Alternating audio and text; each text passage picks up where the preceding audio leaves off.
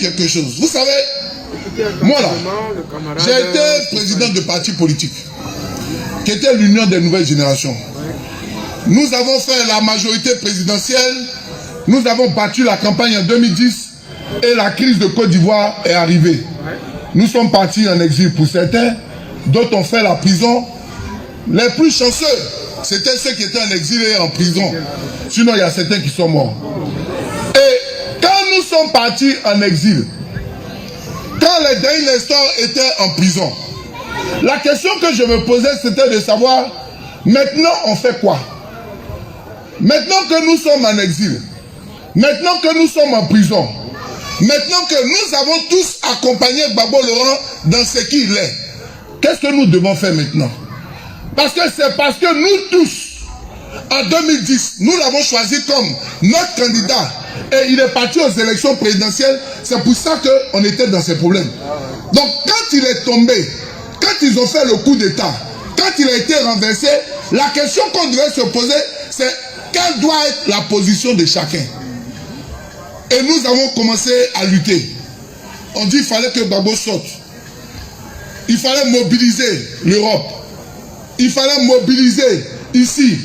Il fallait que le Parlement et Agora, la liberté d'expression, il fallait braver la peur. Il fallait que chacun rentre dans sa maison pour dire le combat n'est pas terminé. Donc pendant que le Parlement et Agora étaient en train de braver la peur, étaient en train de solliciter les Ivoiriens de sortir, nous aussi dans le froid, il fallait qu'on montre aux gens que Gbagbo n'était pas ce qu'ils pensaient. Les Lago Fabrice, Steve Biko. En France, le camarade qui est là, il le sait. Chacun a payé son billet d'avion pour partir. Tu n'as pas aidé quelqu'un à partir. Donc, là-bas, chaque heure, chaque minute est comptée.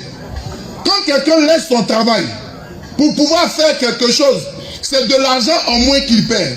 Mais il fallait aider les camarades. On est arrivé en 2013. Ils se cotisaient pour pouvoir aller à la haie.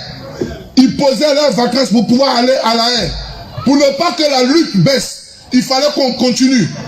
Et à chaque fois qu'il y avait procès du président Laurent Gbagbo, il fallait montrer à la communauté internationale que celui que vous êtes en train de juger, c'est quelqu'un que nous tous, nous sommes en train de suivre. Il fallait des gens, il fallait dénicher le visage de ceux qui se cachaient pour témoigner.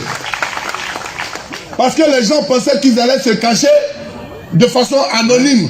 OP51, et puis on n'allait pas savoir. Il fallait que l'histoire retienne qui était derrière les OP51, les OP52, tous ceux qui devaient témoigner, chacun devait aller assumer ce qu'il avait dit. Et à chaque fois, nous avons tout fait mobiliser et dénicher leurs différents visages pour que chacun assume devant l'histoire. Nous l'avons fait. Le président Gbagbo était en prison. Charles Goudé était en prison. Nous avons mobilisé pour qu'on puisse faire cela. Lorsque le président sort, on le met à Bruxelles. Il fallait encore mobiliser. Parce que ce n'est pas à Bruxelles qu'ils sont venus le chercher, c'est à Abidjan qu'ils sont venus le chercher et il fallait continuer de mobiliser. Nous avons fait, vous avez fait, Daniel Nestor a fait, quoi Justin a fait, toute la direction, tous les différents partis politiques ont fait. Quand le 17 juin, Gbagbo Laurent rentre en Côte d'Ivoire, quand il décide de dire que moi, je ne vais pas aller lutter pour un instrument politique, parce que ce n'est pas l'instrument politique qui compte, c'est moi qui compte. Je laisse l'instrument politique et j'ai besoin que tous ceux qui se reconnaissent en mon combat, tous ceux qui disent que ce qu'ils sont en train de faire, ce qu'ils subissent, c'est à cause de moi, ils reconnaissent que tous ceux qui ont accompagné, venez, on va se mettre ensemble pour qu'on puisse aller lutter, mais il n'y avait pas d'autre argument de raison de dire ce que je pensais faire hier, celui pour qui je pensais travailler. Quand il dit laisse ta maison et rejoins-moi, un enfant qui est digne, il ne réfléchit pas et puis il rentre dans la maison. C'est ce que nous avons fait. C'est ce que nous avons fait. Et j'attendais d'être avec les frères et sœurs. J'attendais d'être dans le peuple de Côte d'Ivoire est de répondre et de poser la question. Quand nous avons répondu à l'appel du président Laurent Gbagbo, quand nous avons dit, oui, président, tu ne peux pas être dans un combat, et puis nous allons être dans quelque chose d'autre, nous venons. Maintenant, ceux qui ne sont pas venus là, qu'est-ce qui explique qu'ils ont décidé de ne pas venir, ils n'ont qu'à venir dans les parlements Agora, ils vont nous répondre pourquoi ils ne sont pas avec nous au PPACI. C'est ça la question. Pourquoi on pense qu'on est avec Gbagbo Laurent et on n'est pas dans la maison de Gbagbo? Pourquoi on pense qu'on a lutté pour Gbagbo et au moment où il dit j'engage un combat, le dernier combat, on ne vient pas? Chers amis, chers frères, ceux qui ont les agendas cachés, qu'ils arrêtent et qu'ils disent leur agenda. Ils disent, moi, j'ai accepté de laisser ce que j'avais. On dit hier, il n'était pas avec Gbagbo. Vaut mieux ne pas être avec Gbagbo quand il était au pouvoir. Et puis être avec Gbagbo dans l'opposition que d'être avec Gbagbo dans le pouvoir. Et puis dans l'opposition, on n'est pas avec lui. Les parlements et des agoras ne sont pas et ne seront pas un espace utilisé par ceux qui veulent utiliser Gbagbo comme un tremplin politique. Par ceux qui veulent monter sur le dos de Gbagbo pour devenir quelqu'un. Et c'est ça que je suis venu dire et je suis en train de dire. Jusque-là, je ne voulais pas répondre. Allez leur dire, c'est avec fierté que Stéphane qui peut dire, il est avec Gbagbo aujourd'hui, il est avec Gbagbo demain et il est avec Gbagbo après-demain. C'est ça que nous sommes en train de dire.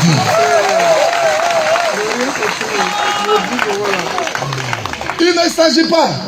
C'est quoi quelque chose et tout ça? C'est pas ça qui est important. Nous là, si on parle de nous, c'est à cause de Gbagbo. Si aujourd'hui tous les doyens là, vous êtes assis là, c'est pas à cause de Stéphane qui paye, c'est à cause de Gbagbo. C'est Gbagbo qui fait que nous là, nous avons la parole aussi. C'est lui qui fait que nous là, un jour aussi on parle de nous. C'est lui qui fait qu'on peut continuer de parler de nous. Donc si Gbagbo fait que nous sommes le peu de choses que nous envoyons, c'est parce que Gbagbo nous a donné, on est venu vous donner, chacun n'a qu'à faire ce que Gbagbo lui a demandé de faire. C'est ça le travail de Gbagbo. C'est pour cela que nous sommes dans la direction. Il a dit, tu viens au PPACI, je te confie l'implantation, l'animation des fédérations et de coordination. Il a dit, président, merci pour la confiance. Je vais mobiliser tous nos différents camarades pour qu'on puisse faire le tour de la Côte d'Ivoire. Pour leur dire que Gbagbo a tout connu.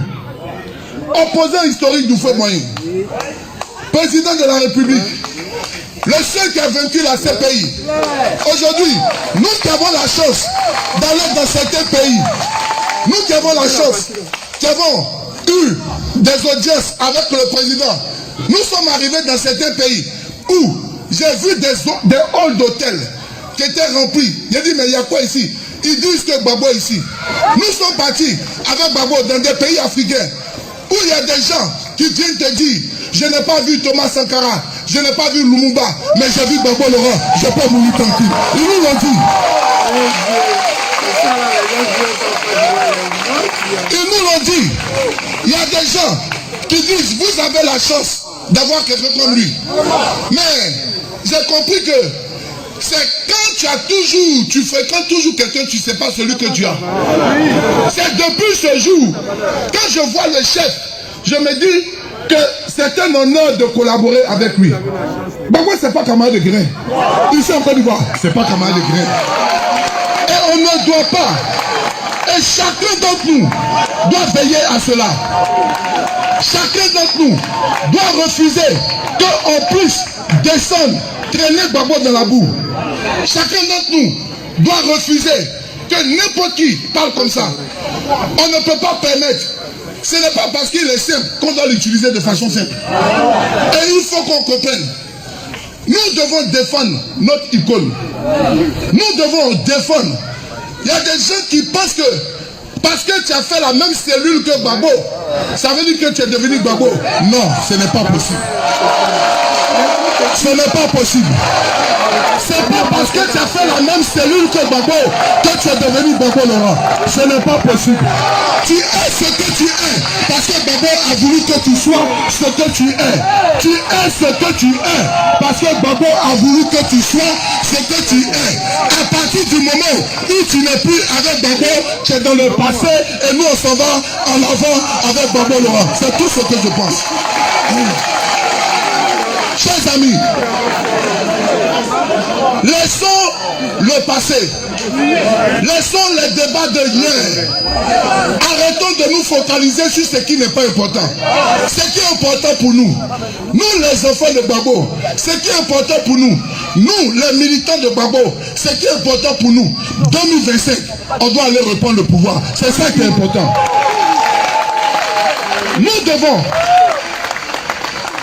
devons aller reprendre le pouvoir. Au PPACI, il n'y a pas plan B. Au PPACI, il n'y a pas plan B. Notre alphabet, il n'y a pas 26 lettres. Notre alphabet, il y a une seule lettre, c'est plan A, il s'appelle Gbagbo Laurent. C'est tout.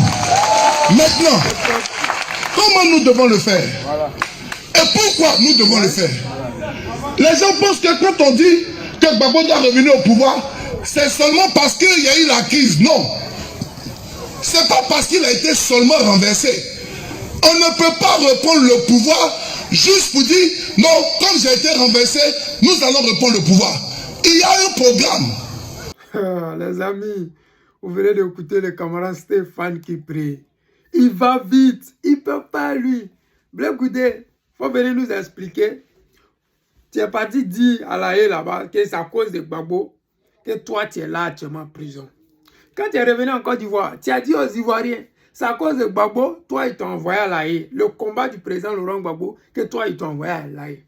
Et que quand tu es revenu, toi tu ne sais pas ce que tu as fait, et puis les gens ont commencé à t'insulter, te vilipender, ainsi de suite. Mais la question qu'on te pose, c'est pourquoi est-ce que celui pour lequel tu es parti à la haie, soi-disant, il dit venez, et puis toi tu n'es pas venu. Parce que nous Ivoiriens là, nous on sait que toi là, tu n'as jamais travaillé. Et la preuve en est que jusqu'à présent, tu ne travailles toujours pas. Tu n'as pas de diplôme. Tu n'es pas comme les autres, comme on dit quoi, les quoi Justin, comme les Damana Picasso. Et ils ont des diplômes. Et ils avaient du boulot. C'est-à-dire qu'ils sont revenus là, on les a mis dans leurs fonctions. C'est-à-dire qu'on leur a donné du travail. Parce que eux là, ils travaillaient parce qu'ils ont des diplômes. Mais toi là, tu n'as pas de diplôme, tu ne travaillais pas, c'est Gbagbo qui t'a fait. Mais parce que tu es parti à la haie, tu as vu les gens aller manifester pour le président Laurent Gbagbo, tu t'es pris pour le président Laurent Gbagbo. C'est ça qui nous disait là. Ce n'est pas parce que tu as fait la même cellule que le président Laurent Gbagbo que tu es devenu Gbagbo Laurent. Tu ne peux pas, tu es trop petit.